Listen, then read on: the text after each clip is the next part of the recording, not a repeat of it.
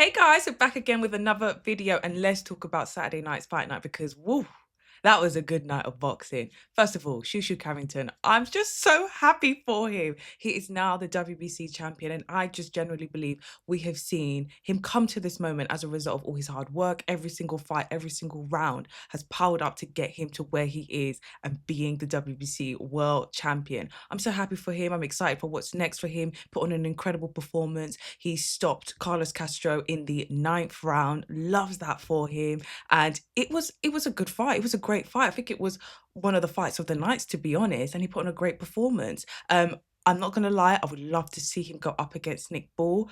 Incredible. That would be beautiful. So we'll see how it plays out. Nick Ball is actually fighting this weekend. So we'll see how that fight plays out. And then we'll go from there, I guess. And then Keyshawn Davis makes his return at 140.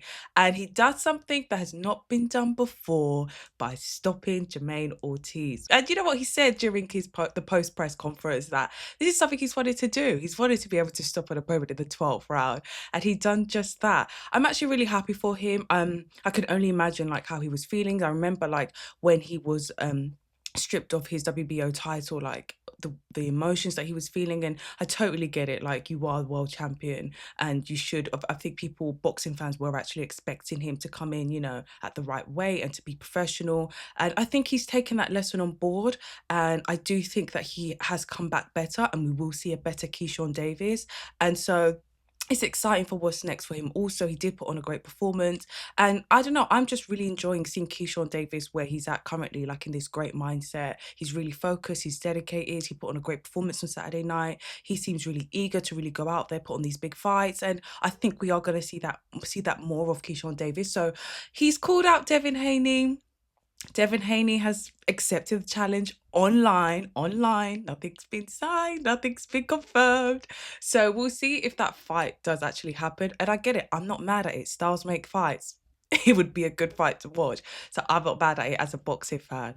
Now let's talk about the main event. The main event, Shakur Stevenson is now the 4 division champion. Wow, he put on an absolute masterclass. Like, it was brilliant right from round one all the way until the bell rang. I'm not even gonna lie. When he was announced as winner, I was thinking, yeah, no one's even surprised. Even how it's announced, it's just no one is surprised. I think throughout the whole fight, Teofimo Lopez only won one round, and that was the 8th round. But Shakur Stevenson, we just saw his position, his ring IQ, his defense, his jab. His jab was the golden magic in that fight, and he just dominated. He outclassed Teofimo Lopez. Like I said, like Teo only won one round, and that was the 8th round, and that's when we saw a lot more intent and body work, but that was it. And it was really interesting also, like, hearing the different corners. Like, Shakur's corner was very much more calm, and they were very specific, with giving him direction in what to do. I remember at one point his coach saying, remember the 1-2s, the jab. Like, he was very specific. Whereas Tio's corner, all I heard was, where's the power? And it was like make him fight. So that was also very interesting, and that told a story on its own. But damn, Shakur really done that. And I'm so happy that this fight actually took place and it happened, and hats off for Teofimo Lopez for putting it all on the line and for agreeing to it. He didn't have to, but he did. And so I just hope that we get to see more of these fights that, where boxers are going back and forth online, that they are actually made.